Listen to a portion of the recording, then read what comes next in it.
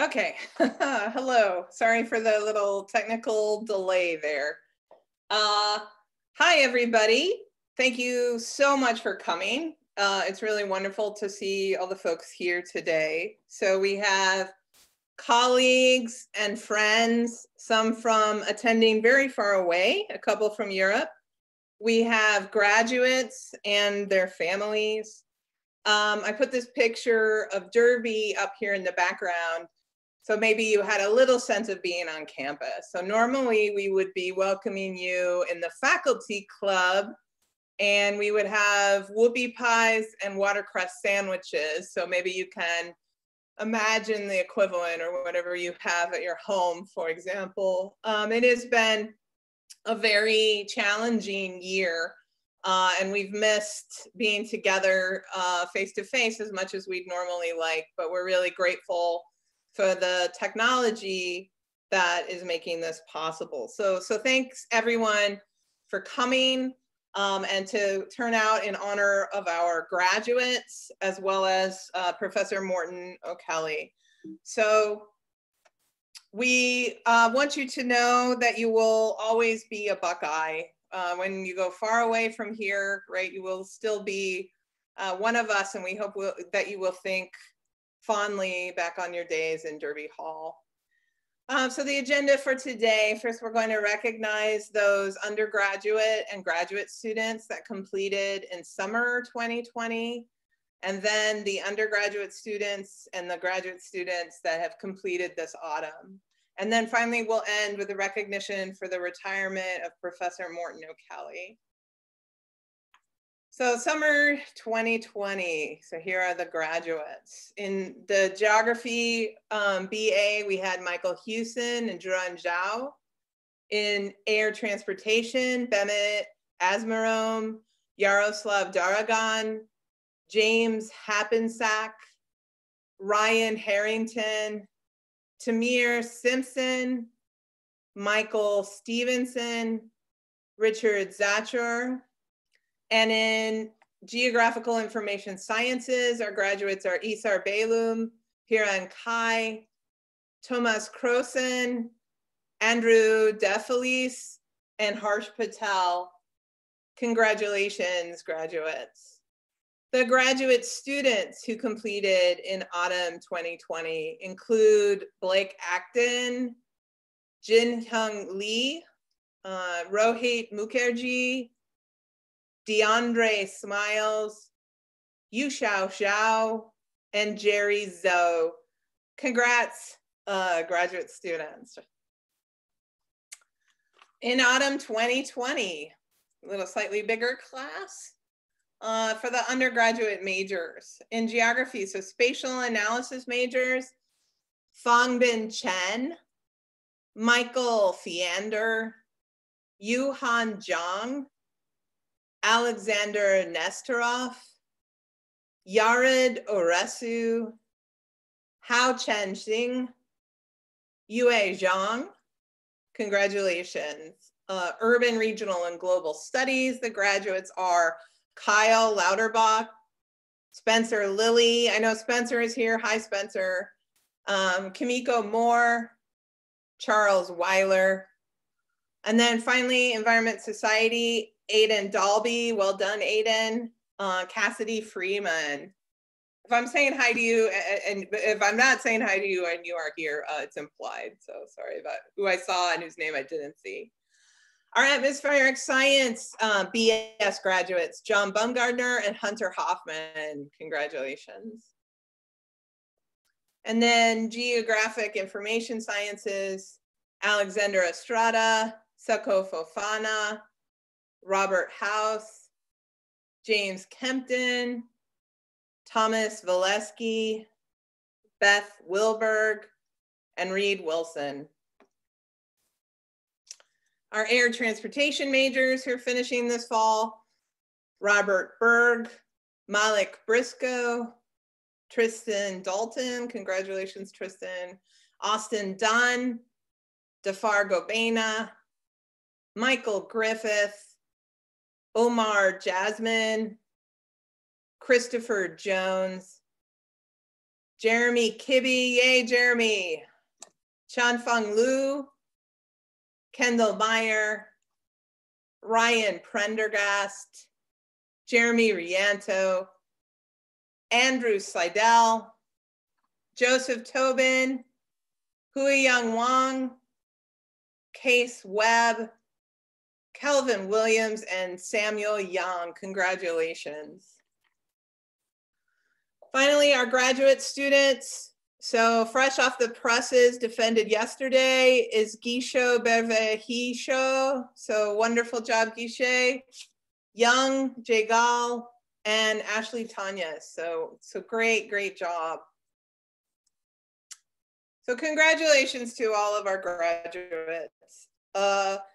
Again, we're so happy for the parents who were able to be here today. So it's very important to always recognize that success in university is really a joint effort, right? It takes a village. So I am sure that your family members really appreciated your moral and financial support perhaps over these many years. So congratulations to everyone, and we wish you the best. As you go off in the world, please remember to keep in touch with this great department. All right, now it's time for the second part of our ceremony, which is the faculty recognition that we're going to do today. So congratulations to Morton O'Calley for 39.5 years of service here at The Ohio State University, beginning back in 1981. I believe this picture comes sometime from the late 80s, judging on the tie.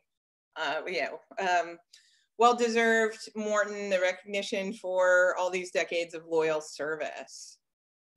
So in thinking about Morton's intellectual journey, here's a nice graphical depiction of it for you all. But so beginning his career at University College of Dublin in Ireland, moving to McMaster University in Hamilton, Ontario for his PhD before coming to Ohio State in 1981. So those are the hubs of his intellectual contributions. And as we can see, that knowledge has also been demanded at many spokes coming off of the Dublin, Ohio place that has been his home for so long. So a faculty sabbatical at Maynooth in Ireland, as well as Belo Horizonte in Brazil. So hopefully you appreciate this spatial interaction depiction of the career of Morton O'Calley.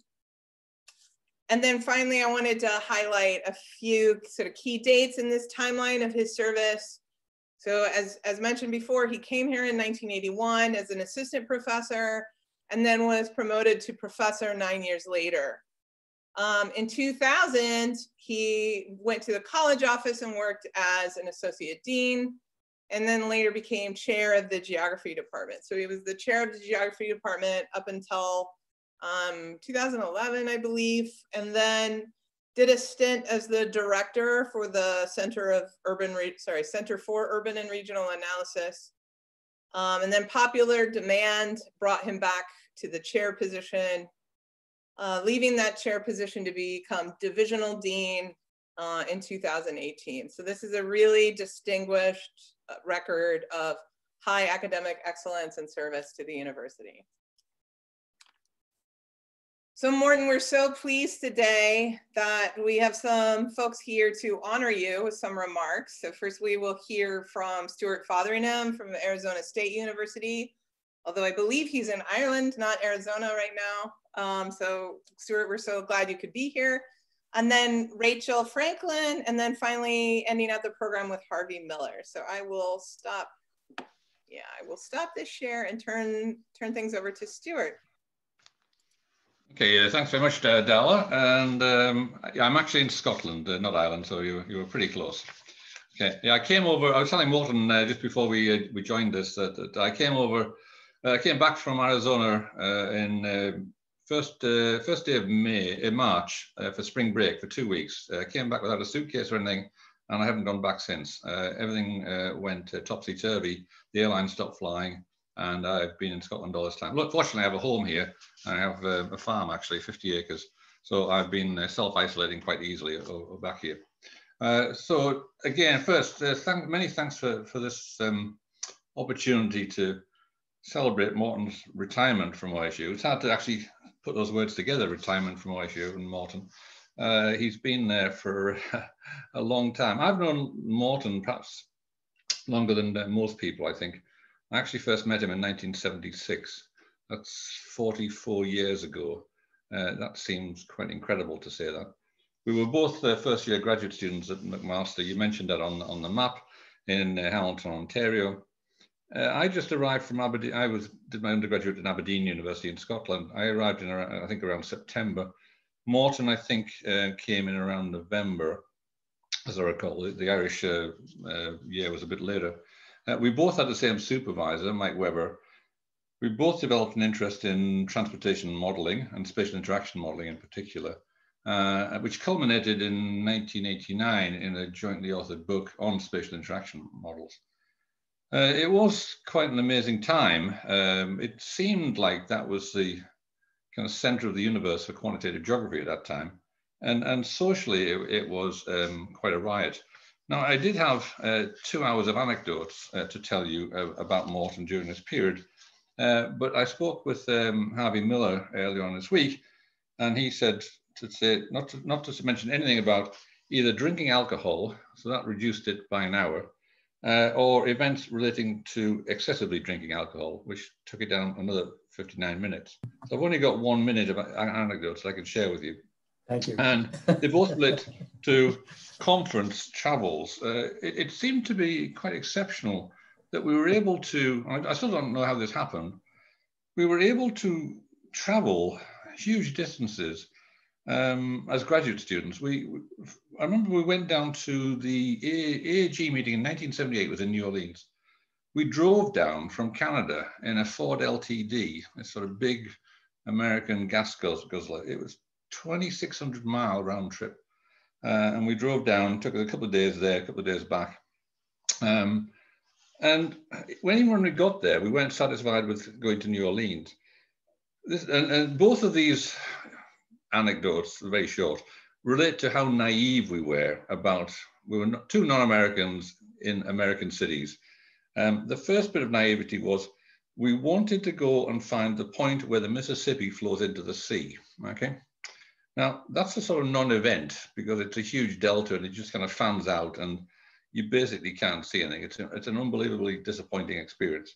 But we did drive a further 75 miles down to places like Port Sulphur, I remember, and Venice, I think was I think the road petered out actually around Venice at that time.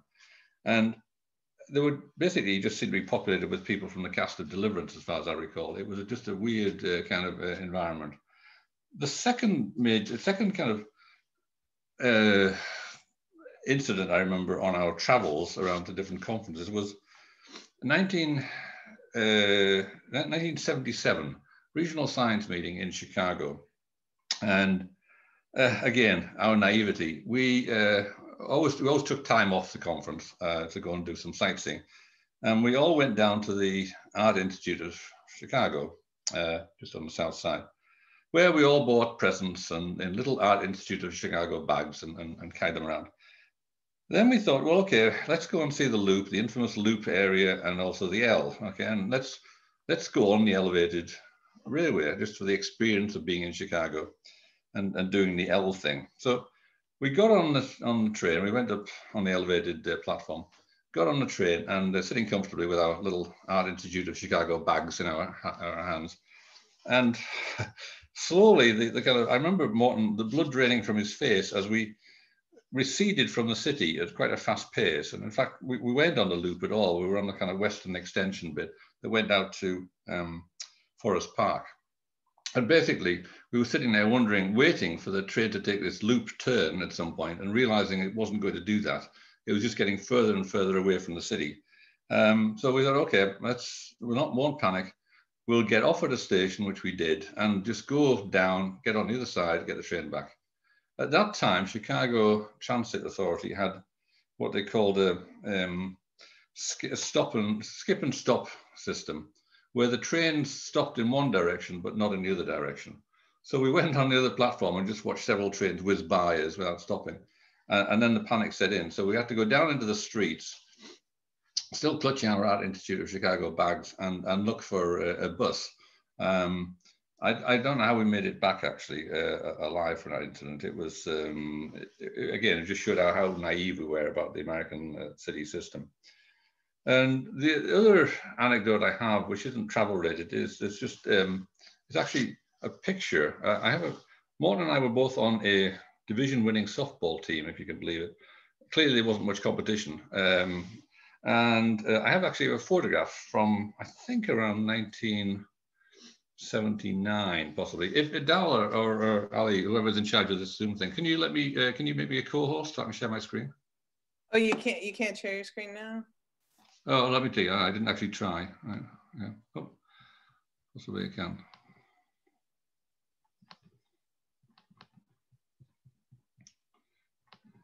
Can you see that?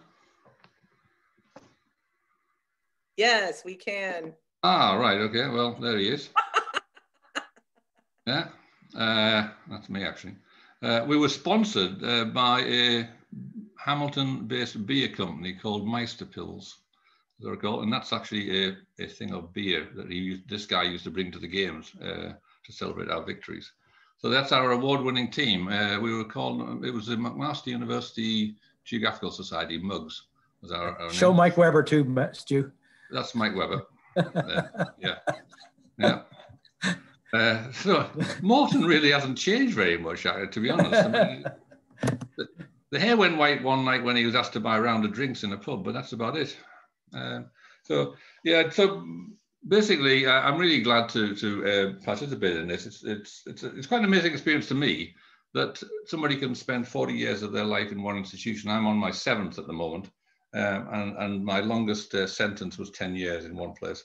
So for somebody to spend 40 years in one institution and represent it so well as Morton has done is actually quite amazing to me. I mean, Morton, basically, I think the consummate academic. He's if there were 3 things I'd say, he's always been thoroughly professional. I mean, in everything he did, his articles are very professionally written. As an editor of GA, he was fantastic, and overseeing the whole publication setup at Geographical Analysis was amazing. He's been a wonderful academic in all ways, and he's a true geographer. He and I both use skills from computer science and from statistics, but Morton's a true geographer. At his heart is the essence of space and spatial analysis and how space affects our behavior. So I think it's just been an absolutely wonderful 40 years, and congratulations, Morton. Thank you very much, George. Much appreciated. Wow, that was really wonderful. Okay, Rachel, you are up. Okay, let me start my video. And I have just a couple of slides. Uh-oh. No. Well, you know, say that it's a little bit sad that I thought it'd be so nice if I had photos. And I was just messaging Darla that if it were Larry or even Harvey, I've got photos because I've been social with people at conferences. But with you, Morton, it's a beer, maybe a meal, and then that tends to be about it, but lots of conversation. And so I was thinking, when Darla asked me if I would be willing to say a few words, I think she was thinking that I would mostly talk about you in GA, but 5 minutes in geographical analysis, and I probably love geographical analysis as much as you do, but I'm not sure I can fill 5 minutes about how amazing the journal is in the context of your retirement. So I thought I would just make quick note of the fact that I think in terms of Morton's career, and especially the trajectory and reputation of the journal, the two are almost synonymous in many ways. And I think when I reflect on the roles that Morton has played for geographical analysis, and also as being chair of geography at Ohio State 2 times, that it's largely the caretaking role that you've been so willing to fulfill in terms of the discipline.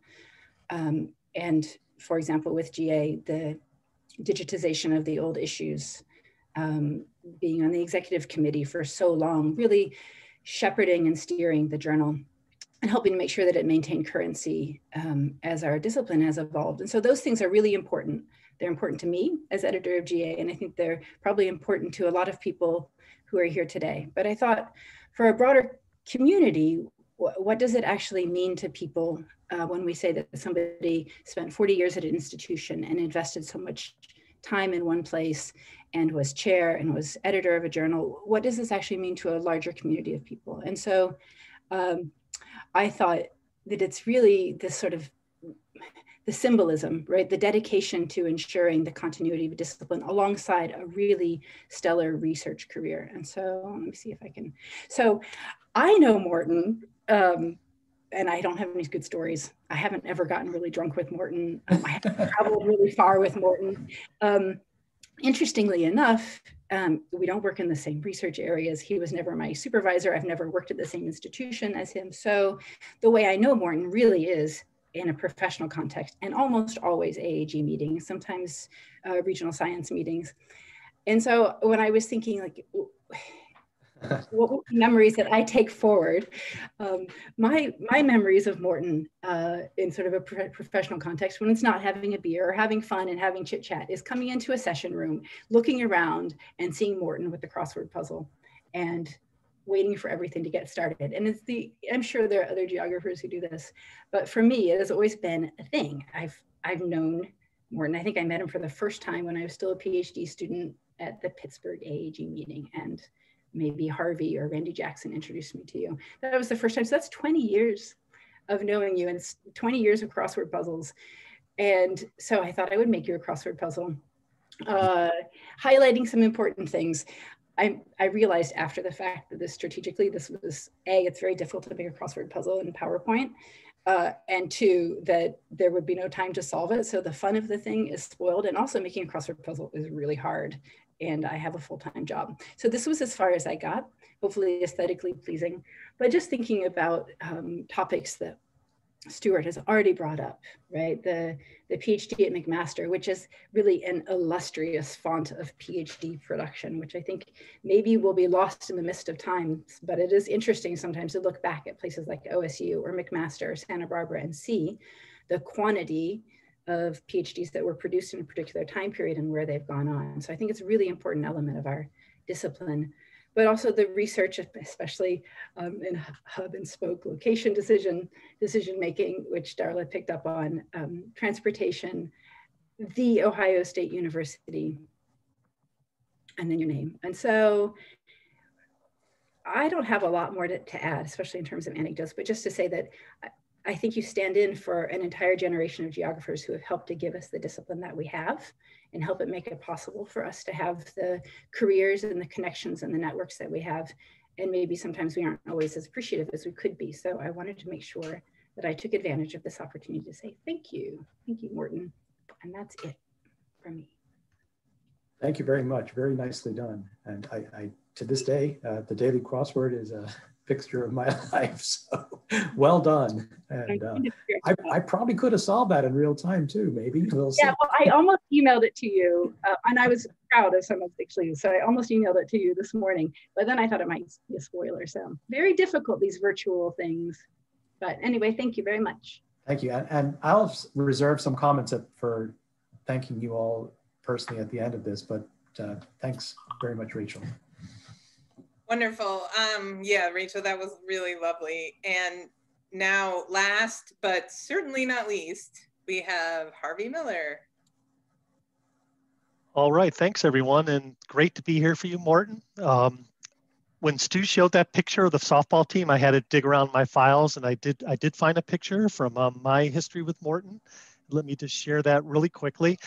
I go back a long way with Morton. I was one of his PhD students. In fact, I was his second PhD student, and I can't seem to get that picture up. You're going to have to wait for me, but I'll just keep talking. But I was Morton's second PhD student, and so I go back a really long way with him.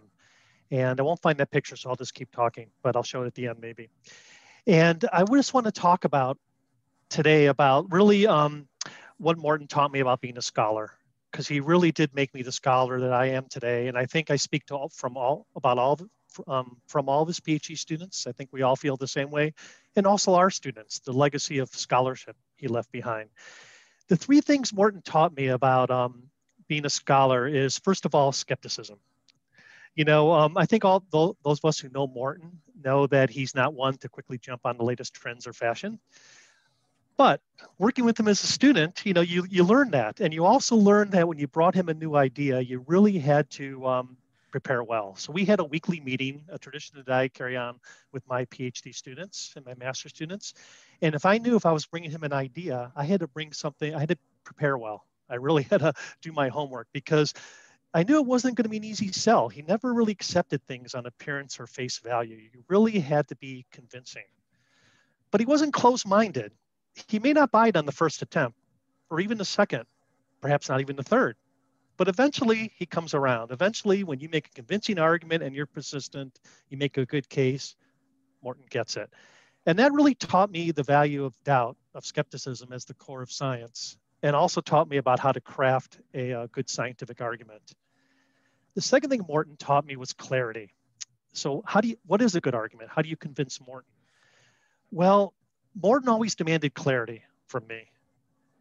No hand waving was one of the big, things I always used to hear from him during our weekly meetings. No hand waving. Tell me how this works. Tell me how this works, State it from first principles. How does it work in the real world? How are you going to solve it? And it wasn't necessarily about having like precise or fancy equations or formalisms or anything like that. It was about just being clear, precise concepts, processes. And that's how we do it in science. No hand waving. We tell transparent stories about how things work that are rooted in core principles. And by holding me to that standard as a student, Morton taught me the importance of that in my own scholarship. Third thing Morton taught me was elegance. And what I mean by elegance is not being fancy, or I mean elegance in the mathematical sense, getting the most with the least. And I learned this from Morton, not just in terms of building models and analytics, but especially in terms of scientific writing. I remember the first time I handed Morton a paper that I wrote for him, and this is when we handed people paper, not an attachment to an email or anything like that. I handed him paper and I came in for a weekly meeting and he handed it back to me and it was just, ripped to shreds. If you can do that with a pen, he just, this edited to shreds, shall we say. And I remember Morton saying to me, by the time you leave here, I'm going to snip those flowers from your prose. And he did. He taught me to get away from all this fancy stuff and just tell the story in a clear, precise, elegant way. Every word counts, every sentence counts, get the most out of each thing you put on the paper. And it really helped me become a good writer.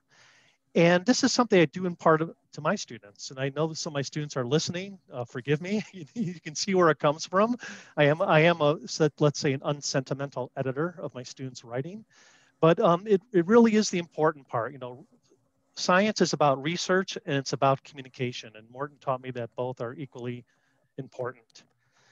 And I hope my students learn from this as I did from Morton.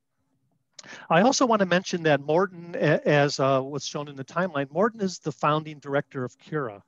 And I have to go beyond that and just credit Morton with the establishment of the Center for Urban Regional Analysis here at Ohio State. I wrote a book chapter this last year about Ohio State as an urban university. It was for Steve Gervasi's and Dave Staley's book on fulfilling the 21st century land grant mission. It's a book in honor of Ohio State's 150th anniversary this year. So I actually looked at the archives of the university, the documents, to see how Cura came about. And there was Morton O'Kelly all over it, along with Hazel Morrill Jones. So Cura didn't just happen automatically. It wasn't like something that just someone said, hey, let's make it. It was a lot of work. It was a lot of work, and Morton was there. And this is what we now know as Cura is really a brainchild of his hard work and what he wanted to bring to university in terms of fulfilling our urban mission here at Ohio State. So we want to thank Morton for that too. Now, finally, I'd like to end with a story. And this is also a fun story about Morton. It has to do with, again, conference travel. This is after I left Ohio State. I was on the faculty at the University of Utah. And we were meeting, Morton and I, at the European Regional Science Meeting in Dublin, Ireland in 1999. And Morton, you may not know this, but Morton's actually a very accomplished musician. He plays penny whistle. In fact, he was in a band for a while, Inisheer, released some CDs. if I remember correctly. Did I get the name right, Morton? Inisherin? Yep, it's all right. That was it. Yeah, yeah. Good band. Saw them a few times. I think I even have one of their CDs somewhere. But so Morton said to me, emailed me and said, I'm going to bring my penny whistle to the conference. We'll go out and and see some live music. And like the whole time at the conference, he was like, we're going to go out one night. We're going to go out one night with, and finally we decided Saturday night, and that was the conference dinner. So we go to the conference dinner and he brings his penny whistle in his case and he's on pins and needles at dinner. When are we going to go? When are we going to go, Harvey? Finally, when all the ceremonies and awards were over, him and I got on the bus, went into central Dublin, and we spent the evening going from pub to pub. And Morton, of course, knows where to go in Dublin, where to find music. We went from pub to pub, and he sat in with the house band and played with them. And wonderful, just made instant friends. He's an accomplished musician. He was very respected and very received. And just jamming around, we went from pub to pub, and he would sit in with each band, play with them, make really good friends. Then finally we wound up at a place, I think it's a very famous place, O'Donoghue's. Does that sound right, Morton? Absolutely, it's still there. Absolutely, wound up at O'Donoghue's, and Morton sat in with the band once again and played with them until the pub closed. And we then left the place with these newfound friends and went to an after hours place. I forget where it was. I think it was a hotel. Not surprisingly, I don't remember exactly where we went. I do remember it was a beautiful summer evening, clear, unusual in Dublin, with a full moon. And we sat out, under the moon and, drank some appropriate local beverages with the band and, discussed the crux of life's philosophies until the wee hours of the morning. And it was quite the evening in Dublin. It's one of my favorite travel stories. And I just wanted to relay that to show you that Morton, in fact, does have a life, does have interests, and he can be a fun guy to hang out with. Besides being a great scholar and a great advisor. So I just want to end by saying thank you, Morton, for everything you've done for me, for my students, for the university, for the discipline of geography, and thanks for that really fun evening back in 1999. Well, thank you, Harvey. That's wonderful. And let's see if I could find, here's the picture, by the way. Let me see if I can pull that up real quick. But go ahead and make a comment while I'm... Darla, if I could have a few minutes, if that would be appropriate. Of course, please. Won't take too long. Oh, go ahead, Morton.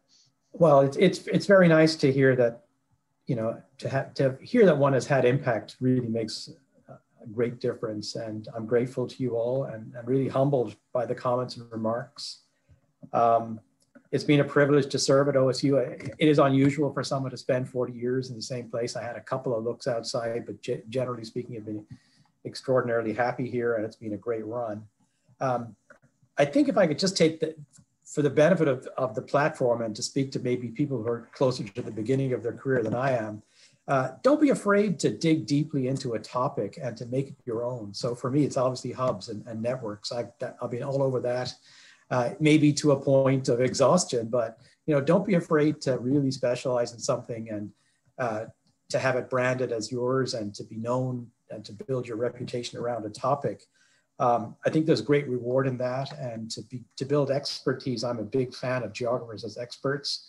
We know a lot about stuff, and some of that stuff is quite useful. The people on this panel, for example, have tremendous heft in the area that they've worked, especially in spatial analysis. So it's good to do this, and geographical analysis has meant a lot to this, and geographical analysis as an operational thing makes a great deal of difference in many areas, including Stuart's work in migration, the late Ron Johnson's work on elections, people like Bill Clark's work in California on housing. We really do have a lot to say, and it's nice to see that from the recognitions that I've heard today that this is valued. I always worried a little bit when I hear friends from graduate school pulling out old photographs, and I'm grateful that Stu could only find that one and that his collection didn't go deeper. And I wake up every day and I'm eternally grateful that there were no iPhones when I was in graduate school, because we did a few strange things that are probably best left in the sands of time. And I have good recollection of our trips to conferences, but you know, some of it's fairly blurry. I think Louisville was another highlight, and Los Angeles was another highlight. We did have some very, very good times, and I remember fondly those rental trucks or vans from McMaster. I don't know how the heck they risked us taking off in those vans and driving 19 hours or whatever it was. It was incredible, incredible. I have another suggestion for you all, but it's probably too late. I personally do not belong to any social media. No Twitter, Facebook, or Instagram for me, which means there's very little evidence and footprints left. But you know, for many of you, I think it's probably too late. People are much more socially adept on the networks than I would be.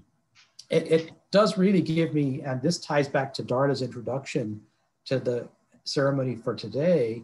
I do feel like it's the passing of the flag, the passing of the guard.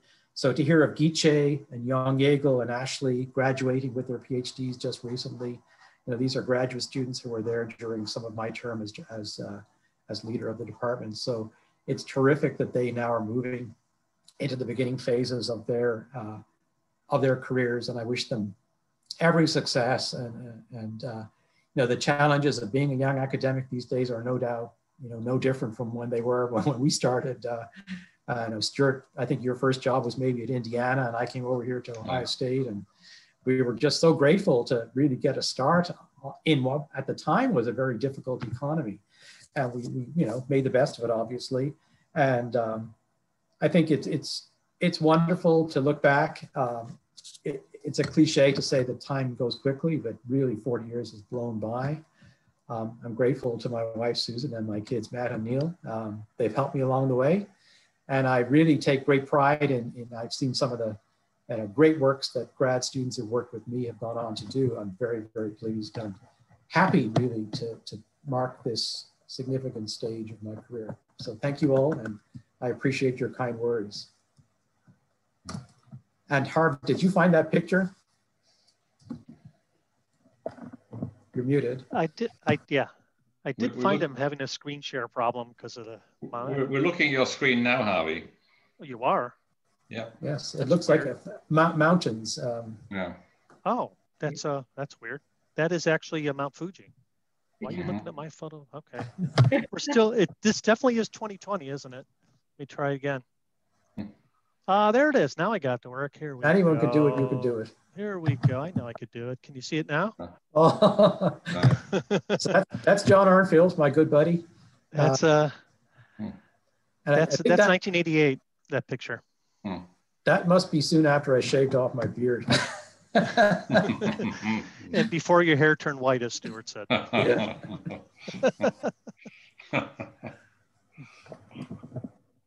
Oh, sorry for that. I didn't know you were staring at my mountain. Sorry, that was it's 2020. Sorry. Well, thank you, Darla. Thank you, Rachel. Thank you, Stuart, and thank you, Harv. Yeah, this was a really nice program. And again, I'm really grateful to the speakers, especially Stuart and Rachel, who came here on a Friday evening to be part of this little ceremony. And thanks to all the guests. So a few students and their families stuck around.